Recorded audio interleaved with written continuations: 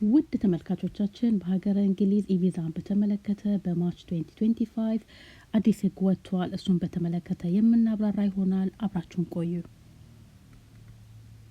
በፌብሩዋሪ 2025 የወጣው አዲስ ህግ እንደምናውቀው ቪአርፒ ካርድን በጠቅላላ የአገልግሎት ዘመናቸው በዲሴምበር 2025 የሚያበቃ ሲሆን ማንኛውም ግለሰብ ከዲሴምበር 2024 ከቪአርፒ ካርድ ወደ ኢቪዛ መቀየር ያለባቸው ሲሆን ይህ ህግ ከወጣ ወራቶችን ያስቆጠረ ሲሆን ቀነ ገደቡን ከማርች 31 2025 እስከ ፈርስት ኦፍ ጁን 2025 የተራዘመ ሲሆን ይህን እድል ተጠቅመን ከቪአርፒ ካርድ ወደ ኢቪዛ ያልቀየርን ሰዎች ቀነ ገደቡ ሳይደርስ እንድንቀይር አዲስ መግለጫ ወጥቷል።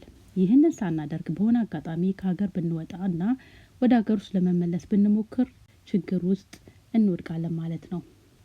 ይህንን ቀነ ገደብ ከዚህ በኋላ እንደማያራዝም ሆም ኦፊስ የገለጸ ሲሆን ይህን አዲስ ህግ ተከትሎ ወደ 4 ሚሊዮን የሚጠጉ ሰዎች በአግባቡ ወደ ኢቪዛ የቀየሩ ሲሆን ከዚህ በኋላ በተጨማሪ ደግሞ ቀነ ገደቡ መራዘሙን ተከትሎ ወደ 600 ሺህ የሚሆኑ ሰዎች ወደ ኢቪዛ ይቀይራሉ ተብሎ ይገመታል። ይህንን መረጃ ለውድ ዘመዶቻችሁ በማድረስ የእድሉ ተጠቃሚ እንዲሆኑ ይተባበሩ እያለን ከዚህ በመቀጠል እንዴት አድርገን ከኢቪዛ ስታተሳችንን ኦንላይን ቼክ ማድረግ እንደምንችል አሳያችኋለሁ። አብራችሁን ቆዩ።